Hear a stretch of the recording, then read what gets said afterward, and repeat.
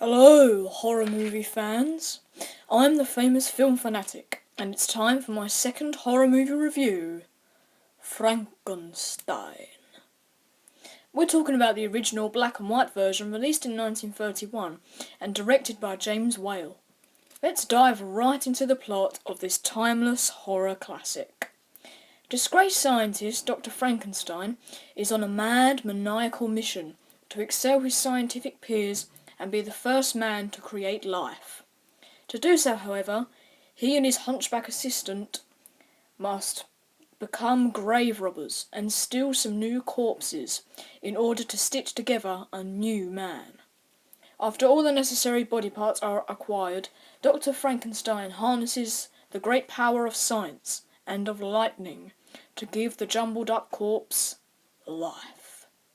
However, soon the good doctor realises what he has done, and what ensues is a tale of terror, but ultimately misunderstanding. That is the plot of Frankenstein. This film had a lot to live up to. Being the second of the Universal monster movies, it had to match, if not better, the quality of its predecessor, Dracula. And, in my opinion, it did excel it. First off, this movie is beautifully shot and presented with great performances, especially from Colin Clive, who plays Henry Frankenstein, delivering, of course, the very famous line, "It's alive, it's alive, it's alive, it's alive." However, it is Boris Karloff that really steals the show as the monster itself. Even under pounds of makeup, Karloff still manages to show raw emotion and desperation. But all of that acting stuff aside, the look of the monster is pretty fantastic, and its iconic image has been used over and over and over again, and is known universally as Frankenstein, which is a misconception, by the way, because Frankenstein is not the name of the monster, but its creator, Dr. Frankenstein. Although its sequel, The Bride of Frankenstein, is often considered the better of the two, Frankenstein still manages to deliver tension, fear, and an array of eerie locations to be filmed in.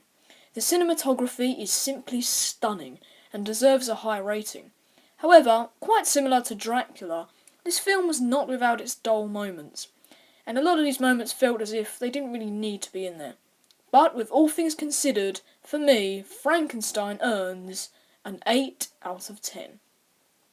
This is the same rating I gave Dracula in my previous review. However, I just would like to specify that I do actually prefer this movie to Dracula. Mainly because there's just so much more to watch it for. You know, you really feel for the character of Frankenstein and his creation, especially towards the end of the film. So for me, it earns the 8 out of 10. Thanks for watching. If you enjoy my videos, please don't hesitate to subscribe or like and comment on my videos, because I love to hear what you guys have got to say. However, until I next see you for the next review, which will be The Mummy, until then, goodbye.